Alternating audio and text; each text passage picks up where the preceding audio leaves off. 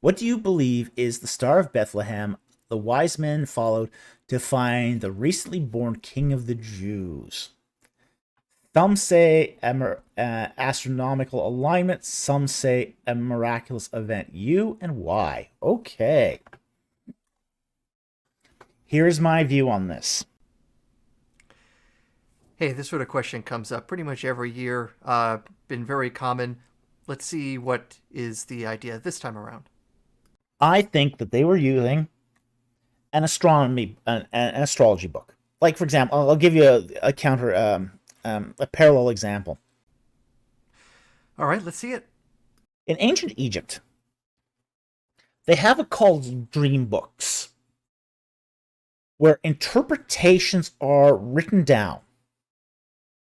An oracle, sometime in Egypt's past, basically made the standardized interpretation of dreams.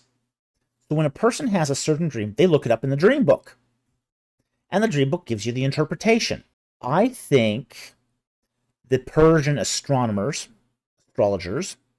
had something similar, where in a certain conjunction of an astronomical body inside of a certain constellation, they would look that up in their interpretation book, and it would just tell them. Problem is that analogy from Egypt won't work well here because we happen to know a fair bit about Persians and their relationship with astronomy and astrology at this time. So, in particular, to be more precise, if the Magi are supposed to be Persians, they're supposed to be members of the Zoroastrian priesthood, and we know a fair bit about the astrology they did and did not practice at this time. And in particular, they had no planetary astrology. In fact, their beliefs were that the planets were actually corrupted by the equivalent of the Defral, by Ahriman.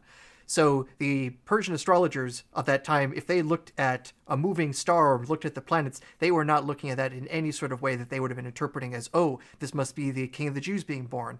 They literally did not have such astrology books.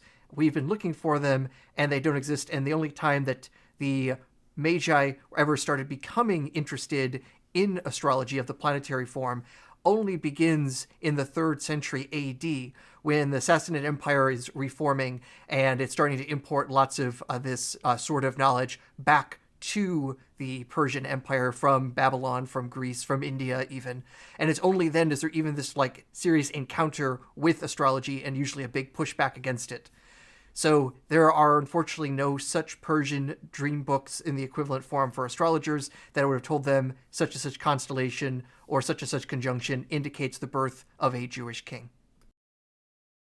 So I don't think this is a miraculous event. I think this is an astrological alignment that is being referenced to a standardized interpretive work. And this requires us basically to ignore the only details we actually even have about the star in the Gospel of Matthew. There's nothing in there about conjunctions or interpretations of signs or anything like that sort. The only details we're given of the star is there where it shows it has motions that no star actually can do, that can actually lead people going in a southerly direction and hanging over a particular house, which is actually how the text describes things and how virtually every single interpreter in antiquity and the medieval period read things.